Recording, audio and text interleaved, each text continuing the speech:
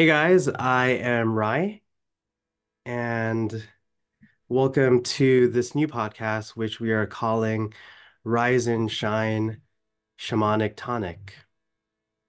And Lisa, do you want to introduce yourself? Sure. My name is Lisa Tremont. My shapibo name is Ronin Biri.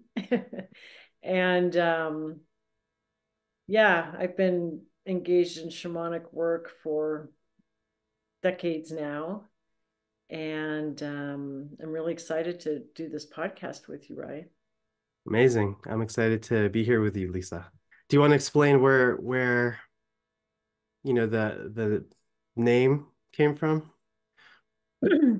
Well, you and I were exploring it. We knew we wanted to include the word shamanic, shamanism, something to that effect. And then looking for some alliteration. And we came up with some names. I ran them by some friends. And then I have one friend, she's a real wordsmith. She loves playing with words. And she actually thought of shamanic tonic, and it just felt right. I like the idea that, especially with Rise and Shine, shamanic tonic, like it's something that we take in, Yeah. like to support us in our spiritual growth. And yeah, it feels really good. Yeah, I like the idea that we are the medicine, Yes. and we are the tonic that we need for ourselves. We created this podcast because we wanted to talk about our experience at Aya Healing Retreats, as Mhm. well as talk about how we can bring those lessons, those shamanic lessons, into our everyday lives and start to integrate that. And also, we wanted to discuss things like spiritual empowerment and spiritual growth and sacred exploration. So, this is what we're trying to explore on this podcast. Do you have anything to add to that, I'm Lisa? really excited because there's so many ways to bring shamanism into everyday life. And we'll talk about dream work and plant medicines and setting altars. And there's just so many things to talk about.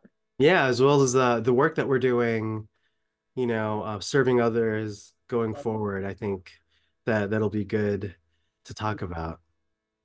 So first off, why don't we talk about how we met and what was your path to go to Aya healing retreats? Well, I feel like my path started 10 years ago when I met with grandmother ayahuasca for the first time. And in that ceremony, I was given the messages to lead ceremony and to sing. And the singing felt like a cosmic joke. But anyways, I was very committed to her messages. And I had evolved those messages over time, but I really wanted to I wanted something that really kind of helped me to make concrete this intention to lead ceremony. And I had always wanted to go to the jungle, which I did 1 year previously to our trip to Aya. But when I found the shamanic initiation 1 month program at Aya Healing Retreats, and that we were going to be working with another master plant at least, it just all felt so right. I mean, I just signed up as soon as I found it, I knew it was the right time and right place to go. Um, so that's what led me there. Yeah. Yeah, and then we initially met at the airport. We just happened to be at the same airport on the way to the retreat. What city? That was I was in Lima, in Lima. Yeah. those together. Yeah, And I think did you send out a text or something saying, "Hey, who is anybody in the airport?" yeah, Yeah, on Signal, and I saw that. I was like, here. "Oh, I'm or like, a oh, there. Telegram." Yeah. Yeah, so I was like, "Oh, we're here together." And then I went to go find you, and I found you sitting in that one airport terminal. That was cool. And then I remember we automatically connected. you We did. know? Yeah. Yeah. We we we talked about our lives and we just had that energy. Well, we had a lot in common. I mean, we were both from California and we both are parents and Yeah. going off with similar intention around ceremony work and I think that there's something that happens when you know you're going on a retreat like that, especially for a month, that Mm. you are going to really get to know each other well. So I probably partially for that reason too, right away we were just very open and honest with each other and shared of ourselves. Yeah. Yeah, absolutely. I thought I when I met you, I was like, oh, we're gonna be friends, and now we're here doing this podcast together, which is awesome. Wonderful. Yeah. Um, yeah, so from my end, I had some childhood trauma that I've been trying to heal. I grew up in a very just violent in a abusive household, and to try to heal that, I first started meditation way back in the day, like in 2004, and I was doing meditation for at least 10 years. And at some point in 2014, I had felt called to learn shamanism, and I started reading books and listening to lectures from Sandra Ingerman and Michael Harner. And I had started just doing my own spiritual practice, trying to travel to the upper world and the lower world. And at first I thought that it was initially I thought it was just another form of meditation, you know. And then at some point I saw a documentary in 2018 on ayahuasca. And I was like, oh, I realized that shamans were real, and so I traveled to Peru to do my first set of ceremonies to get that healing. And then during that time, after that, I just started studying the shapibo culture, and I wanted to learn more about the traditions in the Amazon and their folk tales. So I had bought a book.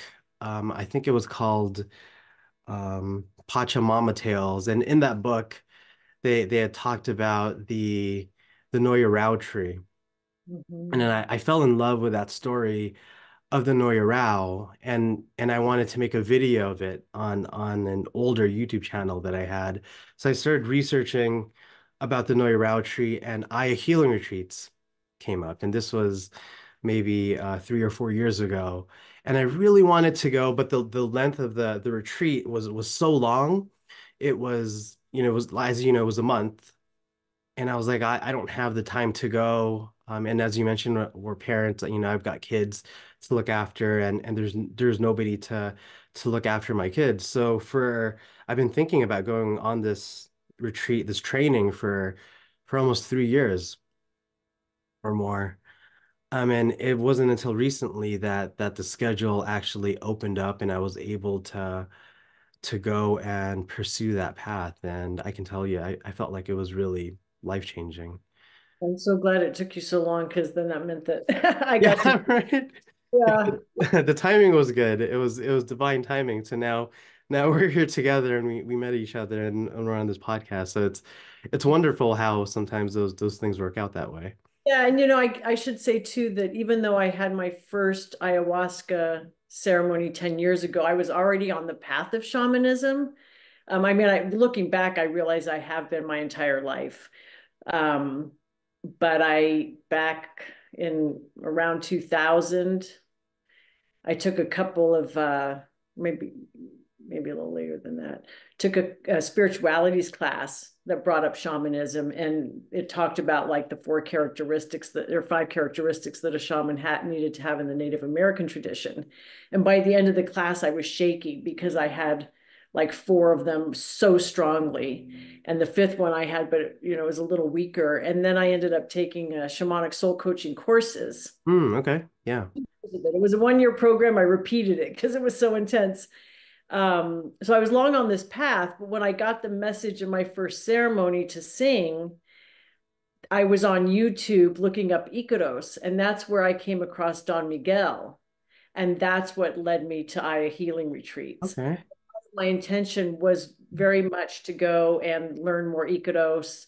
I had received one in a dream 9 years earlier, and I wanted to see if I could cultivate that again. But yeah, that's what brought me there. Yeah, amazing, amazing. It's so nice how spirit works that way, you know. Mhm. Yes. Um, yeah, what I had mentioned that I initially thought that shamanism, was a sort of meditation. And then for 4 years I was doing it, and I was connecting to my guides. And when I had that first round of ceremonies, I saw my guides show up for me during that ceremony, and then I realized that, oh wow, like these guides are they're real. Like I had this visceral feeling of like, oh, all this stuff is real. The spirits are real, and they're there for us. Yeah. So it's just one of those crazy things that we don't realize until it happens. Yeah. And then when it happens enough, you just accept it. And then the job is to cultivate it and stay open and conscious to receive it when it shows up. Yeah, yeah. So, what were your intentions going into Aya healing retreats? My primary intentions were to set myself up to see if there was anything else I needed to know to help myself feel comfortable in leading ceremony and Hmm. to learn the Ikaros.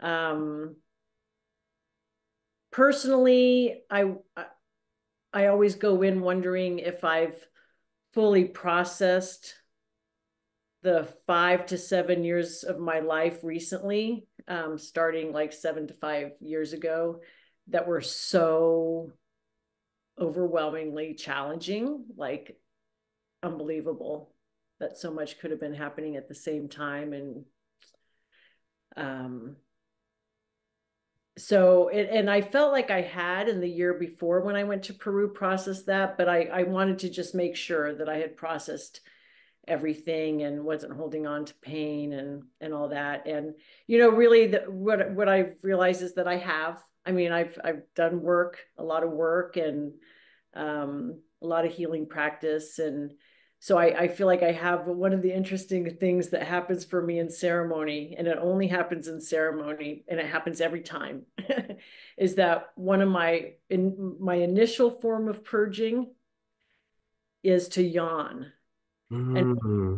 yawn, it's not like a regular everyday yawn. It's my jaw gets huge and they're long, and they're the most significant thing is that they're like waves on the ocean. I mean, they just roll in one after another, and I do get breaks, significant breaks, but I'll yawn throughout the entire ceremony. I mean, it's not unusual for me to yawn 60 times in a ceremony.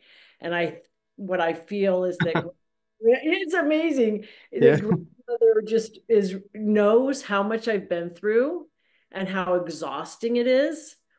And so I feel that she's still giving me this opportunity just to really release all that exhaustion. So that's where that personal intention of wanting to make sure I've processed comes through. Mhm. That really I've settled things, I'm at peace with things, but I'm still just releasing a lot of exhaustion. I mean, were you a couple questions there? Like, were you leading ceremony before you went to shamanic initiation training? And when you do yawn, like, is it a sleepy yawn, or like what type of yawn is it? Like I sometimes yawn in ceremony, but not like 60 times during No, I think a the lot of people, ceremony. as they are tired and wanting to sleep, they don't feel like sleepy yawns. Okay. They're more like I don't know. I mean, it's just I don't even know if I could do it now, but it's so wide and loud. And when we were in Peru, Don Miguel, I noticed that a lot of times when he yawns, that he would make a sound that was a little bit more of a vocal singing sound. Mhm. So about midway of our retreat experience, I started to do that where after I would yawn, I'd be like, oh, and just Yeah, okay. That's interesting. I never actually noticed that with Don Miguel. Yeah, mhm. that he actually yawned in a particular way. I noticed him purging, Yeah. definitely in his bucket when he was purging the dark energies from us. He definitely yawns, and I've noticed that the shamans often yawn before they initiate the ceremony. Like after they've drunk the medicine, Mhm. there is a period where they start to yawn a bit, and then they move into the Icaros. Interesting. Interesting. And yeah, so that previous question, like, were you leading ceremony before, or are you going to, because of Yeah, this experience, start leading more ceremonies? yes, I am so called to do that, and I'm so ready to do that. I just putting a couple things into place with my retreat center here.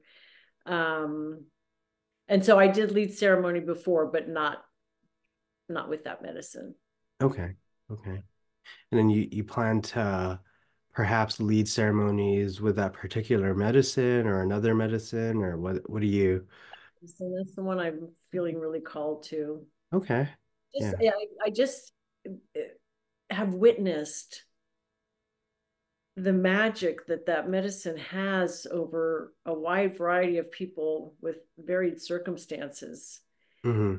So it's not for everyone, but I feel very called to bring it to people who especially have not ever experienced it.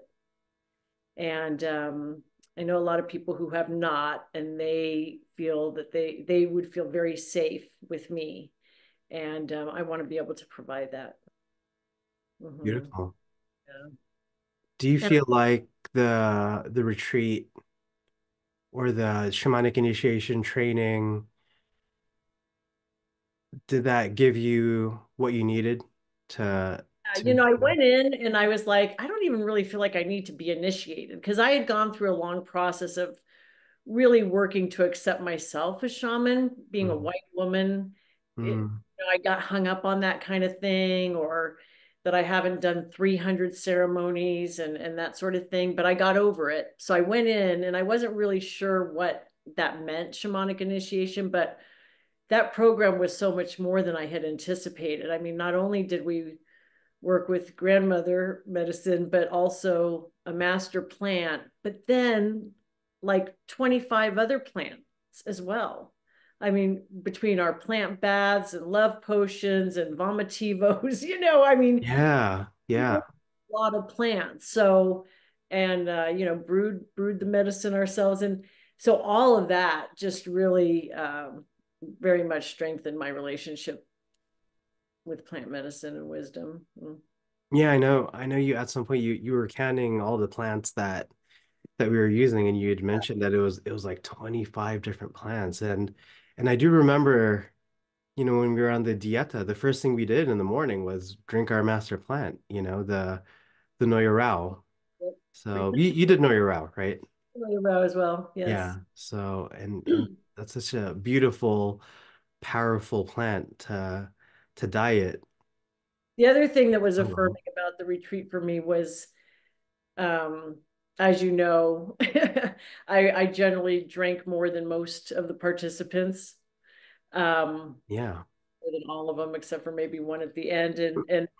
But what I saw and accepted, and what Don Miguel saw in me as well, was that I can drink and hold myself, and yeah, I was just fully present in every ceremony, sitting on the edge of my mat, swaying all night long to the Icaros. And Yeah. so that gave me confidence too, that, I can manage myself.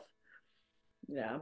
Yeah, beautiful. And you had that magical song that you shared with everybody that had come to you in a dream, right? Yeah, that was my third ceremony about 9 years ago. Mm, Uh, Yeah, I went to bed and then I woke up in the morning and we gathered in the teepee and everyone went around to say how they were feeling after the ceremony. And I said, well, I received a song in my dream last night and I think I'm singing it for you. So they're like, go ahead. So I sang this song and, and everyone was saying it was beautiful. And afterwards, this one gal said, that was so beautiful, but when did you practice? I didn't hear you practicing it this morning. And I said, girl, you heard that song out loud the first time I did. I mean, I didn't even sing it to myself once before singing it in front of this group of people. I just heard the download. I heard the lyrics, the melody, and it's been with me ever since. And I loved sharing it and encouraging other people to bring it into their medicine circles as well. Yeah, beautiful. I always look forward to Ayahuasca. hearing that. Sorry, what was that? Well, it was a gift from grandmother ayahuasca, and it was Mm, in English, but it's still an ikudo. It's got the elements of an ikudo, which is they're simple. They talk about love and oneness. Um, yeah, they're not complicated songs generally, unless you're learning them in shapibo. yeah, yeah. Um, yeah, so that was your own personal Ikodo then from Mother Ayahuasca. So Yeah. yeah, beautiful. Thank you for sharing that. Okay. And yeah, and I was saying I always look forward to you singing that at the end of the ceremony, you know. Maybe one day we can do it on the podcast. Yeah, absolutely. Figure out our Yeah. music element. Yeah, yeah. I don't know if music, if singing, I know we tried it earlier and the drumming and the rattling didn't quite come through, but I don't know how this program works with singing. So we'll have to experiment with that. Um yeah, I mean thank you for sharing that. I also love the Icaros. It was one of the main reasons why I went to Aya healing retreats for shamanic initiation training. So in the past I had, helped facilitate plant medicine ceremonies and with sacred plants. And in some of them I had experimented with playing different types of music, and like I experimented with classical music, sometimes with some light or mellow EDM, or lounge music. But there's just something about when I played the Icaros, I was like, oh man, this music is so powerful. It would change the ceremony completely. You Well, know, you are our Ikudo rock star on your. oh, No, I mean truly. I don't know about that, but No, you expanded our experience greatly. thank you. Thank you. I appreciate that. One that came forward and got us all singing songs that we might not have been fully confident to sing quite yet, and playing different instruments. And no, I mean, you really, really grew our experience a lot. Yeah, thank you. I had wanted to be prepared and sing because somebody had mentioned to me that when they had their training, the group kind of like struggled a little bit with learning the Icaros, and I wanted something a little bit different from our group where I was like, well, how can we hit the ground running? So I wanted to study them before going in there, um, and hopefully just help in any way that I can. Because when I was first starting out on this path and helping out with ceremony, I had somebody in that capacity in my life that had inspired me to sing, and I wanted to just pay it forward in any way I can. Mhm. Well, it was work, it's like Don Miguel said. I mean, that's why we had a graduation. I mean, we were tested, we had Yeah, work, and learning those Icaros, I mean, it was work, completely different language, and it's so amazing to me that how challenging it was to learn them, and now they're like such a part of me. yeah. Like, wow, it Do you feels so you still practice them, or how do you work with them? yeah, pretty much every day. Me too. Me Yeah, too. yeah, Yeah. And I talked one of our other colleagues, and he said that he practices them every day also. I'll sing them like in the car or, when I'm driving or whatever, yeah. I It's feel time like for me to add another new one or two. you're gonna try to add another. Yeah, I'd Mhm. like to. Hmm. Okay, yeah, yeah. I've been thinking about that too, actually, just studying some other ones. Like there's a couple ones that I really like Rao Niwabo. I really like that one. That one really resonates with me. And then Niska, um, Shamani, really Hmm. like that one. Uh, but yeah, I think these Ikaros they're so special, and the energy that they bring, um, to finish that story I brought up. That I'd noticed that in ceremony, like that the music, it just completely changed the visuals that I was seeing. It's like it like opens up portals for Yeah, healing, spiritual healing and spiritual energies, and the visuals were just completely different. And let's say, during a sacred plant ceremony, if I started playing Ikaros, the patterns would be very complex, and I could see different worlds and get very clear messages. But let's say I started playing classical music, it would be completely different. Like the visuals would just turn into like amorphous kind of energy lights, and it just wasn't the same. So just through my own experimentation, I was like, oh, these Ikaros are they're so special. They're doing something to yeah. the body. They're powerful in their own right. Shifting energies and Yeah, shifting energies. And I feel like that was one of the biggest benefits. Yeah, obviously the healing, we all got, I'm assuming we all got spiritual healing. I personally got a lot of spiritual healing and spiritual growth from it, and I got to release a lot of traumas and purge a lot of traumas, which I think is gonna help with continuing to do this type of spiritual healing work. their But then the Ikaros, to learn the Ikaros directly from Don Miguel, who is of the Shipibo lineage, and he taught us like what the different words mean. That is so special. very special. I Hmm. don't know where else you can go other than Aya healing retreats to do that, actually. Yeah, I mean, if I went back to the retreat center I was at before, which was lovely, but yeah, we didn't learn them. We weren't taught them. We weren't, and that was a primary reason for choosing that retreat that we went on for Hmm. sure. Yeah, yeah. Now, do you feel like you got anything else from the retreat or any other thoughts on that? I got a lot of downtime. I mean, I really loved that we had significant breaks. I mean, we needed them because we were up all night sometimes and we were on different medicines that were impacting our physical bodies, mental bodies, emotional bodies. Um, but again, I think this idea that I just need so much time to rest and release exhaustion, that was just so lovely to be out on my hammock, outside the tambo and just really just slowing down, being out of normal life, out of society as usual.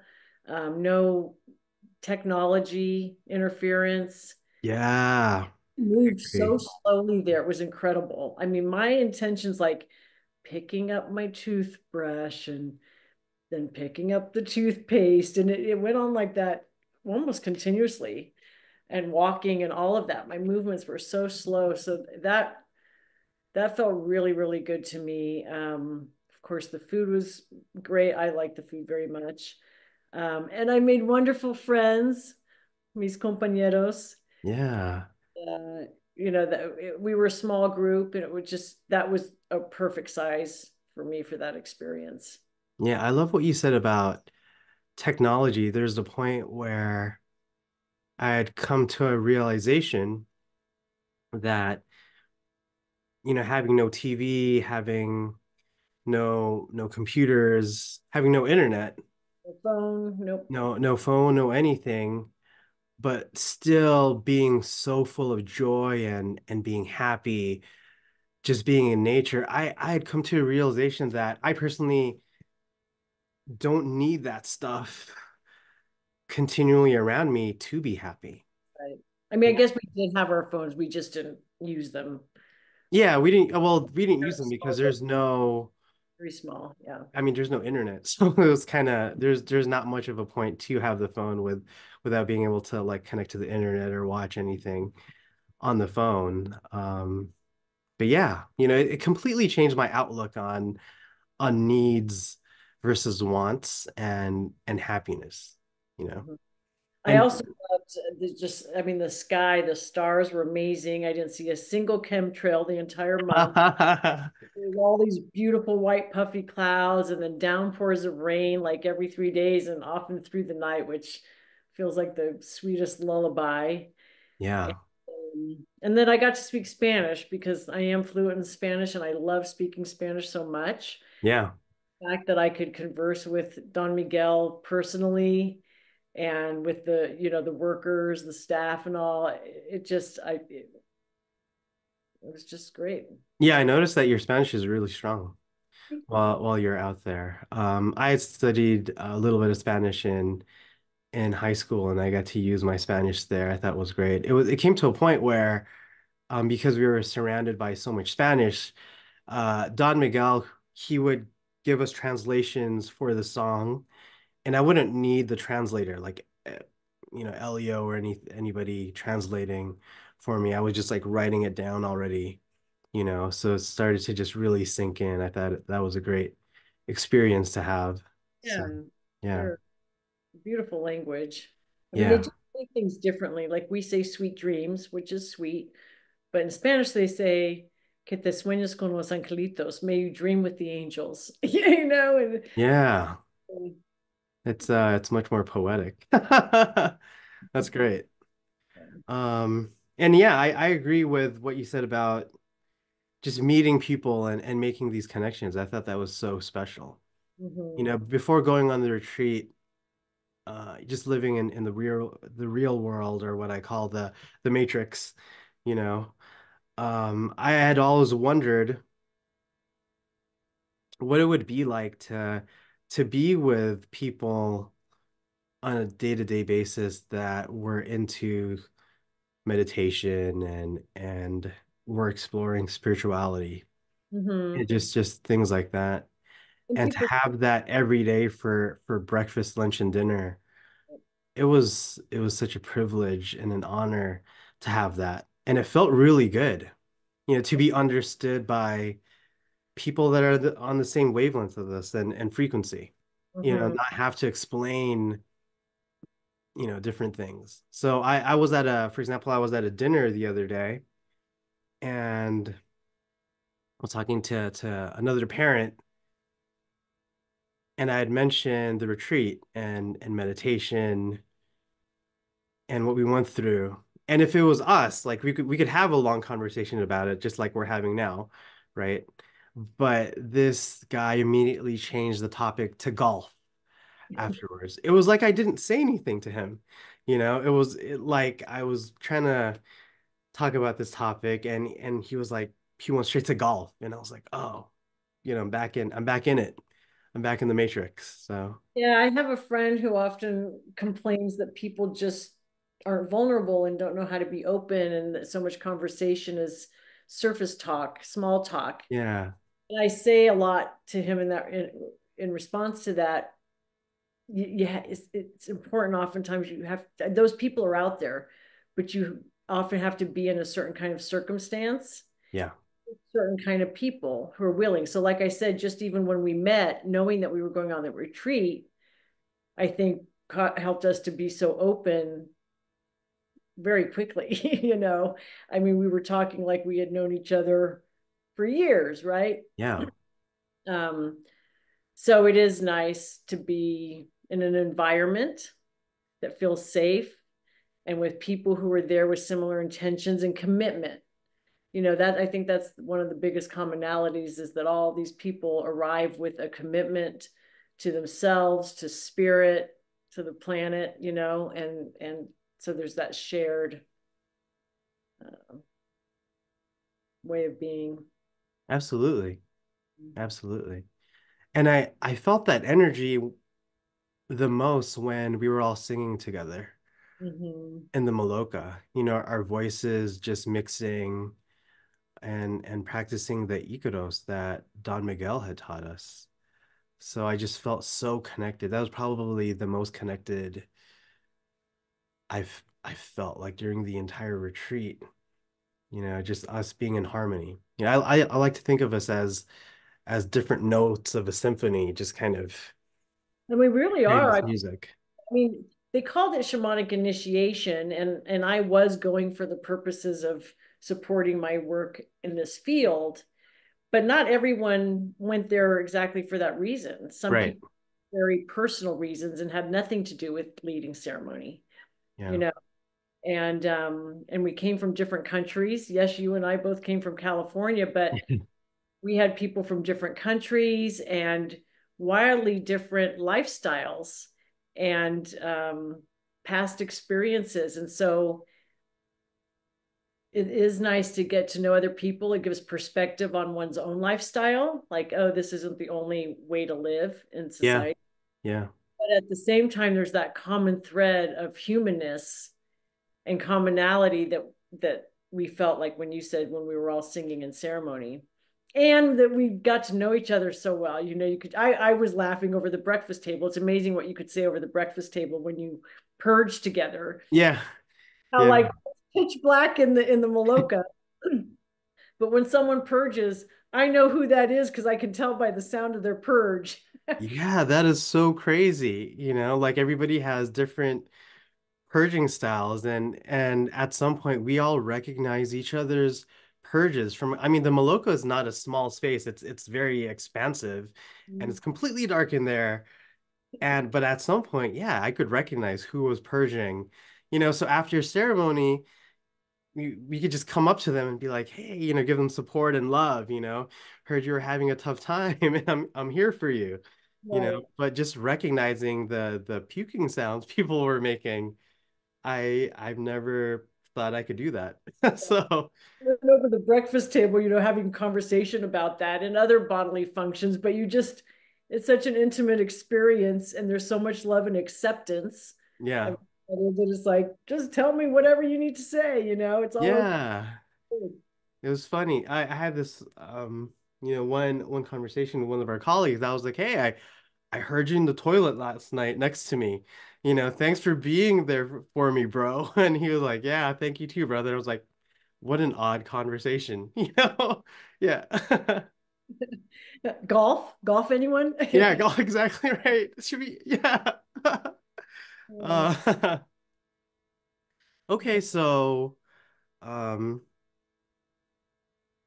at this point of the conversation, I want to ask, so what's next? How do you feel like you're going to integrate this stuff, these lessons, these beautiful lessons that we have and these beautiful experiences going forward into your daily life, or how have you been integrating them into your daily life and any future projects? Things have been moving fast for me ever since that retreat and even before it ended. Yeah, well, I came home and I'm really working, making steps ready to prepare myself to lead ceremony. So I'm doing a lot of. I built a labyrinth in the backyard, and I'm just creating an environment that will be very comfortable and meaningful for people, safe. So doing that kind of thing. But I also, because of some of the messages I got, and also in working with the Gene Keys and reading that book, Bringers of the Dawn, on the retreat, um, I ended up taking a 1 week retreat in New Mexico through ISTA, which is the International School of Temple Arts. It was a sacred shamanic sexuality retreat. So I did that for a week and it was intense. It felt like a week of that was like a month in the jungle. In Yeah, part, yeah. And in part because our schedule was so full and there wasn't much downtime at all, but also it was intense and it was a lot of good, really good shamanic work. Um, sounds like a whole nother podcast for us. oh, for sure. Yeah.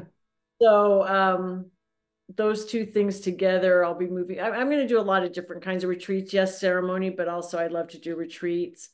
I'm going to do a desert spring women's retreat in April and plan for some others. In terms of everyday life, I mean, honestly, I've never been better. And my head has never been more clear. And that was one of the things I got about midway through our retreat experience after ceremony 5. Part of me was wondering, like, why, I don't seem to have those really dark journeys, and I'm not crying a lot over things and not purging in a certain way over things. And what I came to was Lisa. I mean, I was the oldest one in the group, we'll just say that. And I'm often the oldest one in the group these days. And I thought, you know what? I have done a heck of a lot of work on myself for decades. And I've learned a lot, I've experienced a lot. It's okay to feel whole. Like it's okay if you know what I mean? And I'm not saying that I'm not going to have challenges coming up, because they always do, but I'm in such a good place right now. And again, the thing I'm enjoying most is this, my mind, there's nothing spinning. And I'm just so clear. And when things come up to handle, I just handle them quite easily. Not a lot rattles me anymore. So just really holding on to that, trying to take things more slowly, doing my practices of ikaros and smoking mapacho and setting intentions every day, dancing, singing, yeah, Beautiful. yeah, Yeah, thank you. sounds like you have a very rich integration practice. Yeah, yeah. Um, Oh, and then I saw the snakes, but we'll save that for another podcast. yeah, I remember you sent those. My integration too. Yeah, beautiful. Um, And you? How are you taking this I mean, forward? for me, it was hard Yeah. because I, have a regular job, and I try to integrate by singing the ikaros every day. Setting a little bit of meditation aside, but I've got that full family life Mhm. where, between the kids and the job and all the different activities. Never mind just coming back into society Yeah, yeah. in general. So, but Yeah. it's important to set that time aside, and I set that time aside in the morning. At least an hour, I want to say, of just trying to integrate journaling and practicing the things that we've learned. But it does seem like you're clearly, you've got your household responsibilities, family responsibilities, work responsibilities, and moving forward, taking that time and moving forward, like with the podcast and, expanding in that arena as well. Yeah, I feel like the podcast is a really good way to integrate, especially reconnecting with a friend such as yourself to talk about the experiences that we had and how to actually,